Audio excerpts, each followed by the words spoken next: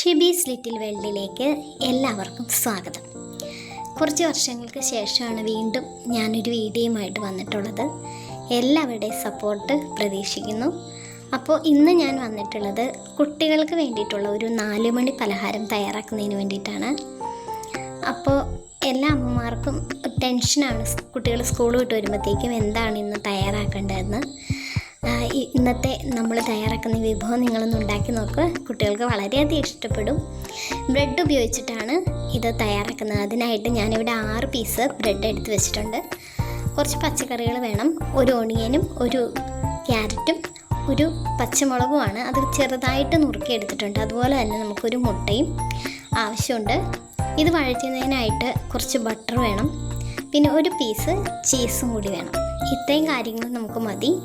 ഇതുപയോഗിച്ച് നമുക്ക് ബ്രെഡ് റോസ്റ്റോ എന്ത് പേരിട്ട് വേണമെങ്കിലും വിളിക്കാം. നമുക്കിത് തയ്യാറാക്കിയാലോ? അപ്പോൾ അതിനായിട്ട് ബ്രെഡിൻ്റെ സൈഡ് നമുക്കൊന്ന് കട്ട് ചെയ്തെടുക്കാം. ഒരു ഭംഗിക്ക് വേണ്ടിയാണ്. ഈ കട്ട് ചെയ്ത ഭാഗം നമുക്ക് കളയണ്ട. നമുക്ക് എന്തെങ്കിലും തയ്യാറാക്കുമ്പോൾ ഇത് ഫ്രിഡ്ജിൽ വെച്ചിട്ടുണ്ടെങ്കിൽ നമുക്ക് കട്ട്ലേറ്റൊക്കെ ഉണ്ടാക്കുന്നതിന് വേണ്ടി, അതിന് കോട്ടിങ് കൊടുക്കുന്നതിന് വേണ്ടിയിട്ട് ബ്രെഡ് ക്രംസ് ഉണ്ടാക്കിയെടുക്കാൻ പറ്റും. അപ്പോൾ ഇത് ഇനി ചെറുതായിട്ട് നുറുക്കിയെടുക്കാം. സാധാരണ നമ്മൾ ഉണ്ടാക്കുന്ന ബ്രെഡ് മുഴുവനായിട്ടാണ് ഉണ്ടാക്കിയിട്ടുണ്ട്. പല വിഭവങ്ങളും നമ്മൾ ഉണ്ടാക്കാറുണ്ട്. ഇത് ഒരു വ്യത്യസ്തമാർന്ന വിഭവമാണ്. ഇത് കുട്ടികൾക്ക് എന്തായിട്ടും ഇഷ്ടപ്പെടും. അപ്പോൾ ഇത് ചെറുതായിട്ട് നുറുക്കിയെടുക്കാം.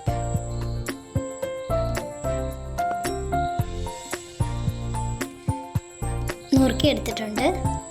ഇനി നമുക്കൊരു പാൻ അടുപ്പത്ത് വെച്ചിട്ട് അതിനകത്തേക്ക് നമ്മൾ ബട്ടർ ഇട്ട് കൊടുത്തിട്ടുണ്ട്. ഈ ബട്ടർ ഒന്ന് നന്നായിട്ട് മെൽറ്റായി വരണം.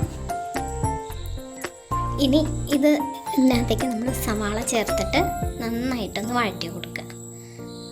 ബ്രൗണായി വരേണ്ട ആവശ്യമില്ല, ഒന്ന് വഴന്ന് വന്നാൽ മതി. ഇനി ക്യാരറ്റ് ഇട്ട് കൊടുക്കാം. ക്യാരറ്റും കൂടി ഇട്ടിട്ട് നന്നായിട്ടൊന്ന് ഇളക്കി യോജിപ്പിച്ച് കൊടുക്കാം. ഇതിനൊപ്പം നമുക്ക് വേണമെങ്കിൽ വേറെ പച്ചക്കറികളൊക്കെ ഉപയോഗിക്കാം കേട്ടോ. ബ്രൊക്കോളിയോ ബെൽ പെപ്പറോ ഒക്കെ ഉപയോഗിക്കാം. നല്ല ടേസ്റ്റിയും ഹെൽത്തി ആയിരിക്കും. കുറച്ച് പച്ചമുളക് ഇട്ട് കൊടുക്കാം. അതിന് ശേഷം ഉപ്പിട്ട് കൊടുക്കാം. കുട്ടികൾക്കൊക്കെ എരിവിൻ്റെ പാകത്തിന് മുളകിട്ടാൽ മതി കേട്ടോ.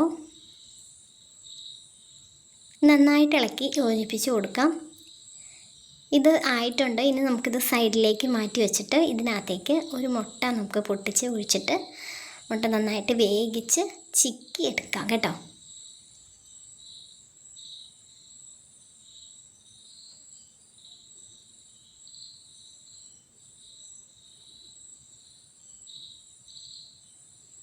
ഇതെല്ലാം കൂടെ യോജിപ്പിക്കാം.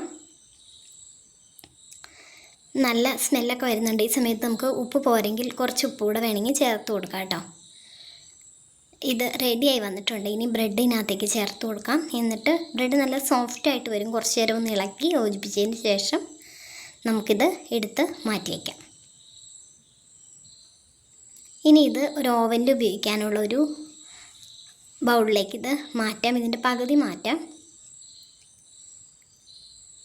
എന്നിട്ട് നമുക്ക് എടുത്തു വച്ചിരിക്കുന്ന ചീസ് അതിനകത്തേക്ക് എല്ലാ സ്ഥലത്തും നമുക്കൊന്ന് ഇട്ട് കൊടുക്കാം. പകുതിയോളം ഇട്ട് കൊടുക്കാം. അതിനുശേഷം ബാക്കിയും കൂടെ നമ്മൾ ഇതുപോലെ ചേർത്ത് കൊടുത്തതിന് ശേഷം നന്നായിട്ട് ഒന്ന് വെച്ചിട്ട് അതിൻ്റെ മുകളിലേക്ക് നമുക്ക് ബാക്കിയിരിക്കുന്ന ബട്ടറും കൂടെ ചേർത്ത് കൊടുക്കാം കേട്ടോ.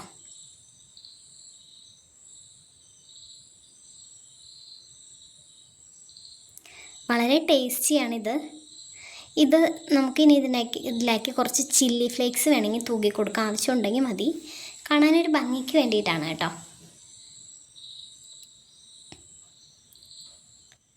ഇനി ഇത് വേണമെങ്കിൽ നമുക്ക് ഓവനിൽ വെച്ചിട്ട് ഒരു 5 മിനിറ്റ് നേരം ബേക്ക് ചെയ്തെടുക്കാം. പ്രീ ഹീറ്റ് ചെയ്ത് ഓവനിൽ വെച്ചിട്ടാണ് ബേക്ക് ചെയ്യേണ്ടത്. അതല്ലെങ്കിൽ നമുക്ക് പാനിൽ വെച്ചിട്ട് ഒരു പ്ലേറ്റ് വെച്ച് കൊടുത്തിട്ട് അതിനകത്തേക്ക് നമുക്ക് ഇറക്കി വെച്ച് മൂടി വെച്ച് ഒരു 5 മിനിറ്റ് നേരം ഒന്ന് കുക്ക് ചെയ്തെടുക്കാം. നമ്മുടെ ആ ചീസൊന്ന് മെൽറ്റായി കിട്ടിയാൽ മാത്രം മതിയാകും. അതല്ലെങ്കിൽ ഓവനിൽ വെച്ച് ചെയ്യാവുന്നതാണ്. ഓവനിലാണ് ഞാൻ വെച്ചിരിക്കുന്നത്. പ്രീ ഹീറ്റ് ചെയ്ത ഓവനിൽ 5 മിനിറ്റ് വെച്ചിട്ട് റെഡിയായി വന്നിട്ടുണ്ട്. അടിപൊളി ടേസ്റ്റ് ആട്ടോ. പിസ്സയൊക്കെ കഴിക്കുന്ന ഒരു ടേസ്റ്റാണ് ഇതിന്. എല്ലാവർക്കും ഇഷ്ടപ്പെടും, കുട്ടികൾക്ക് എന്തായാലും ഇഷ്ടപ്പെടും. എല്ലാവരും ഇത് ഉണ്ടാക്കി നോക്കിയിട്ടൊന്ന് കമൻറ്റ് ചെയ്യുക കേട്ടോ. അപ്പോൾ നിങ്ങൾക്കിത് ഇഷ്ടപ്പെട്ടെങ്കിൽ തീർച്ചയായിട്ടും ലൈക്ക് ചെയ്യുക, ഷെയർ ചെയ്യുക, സബ്സ്ക്രൈബ് ചെയ്യുക. അപ്പോൾ വീണ്ടും അടുത്തൊരു വീഡിയോ ആയിട്ട് വരാം. Okay, by.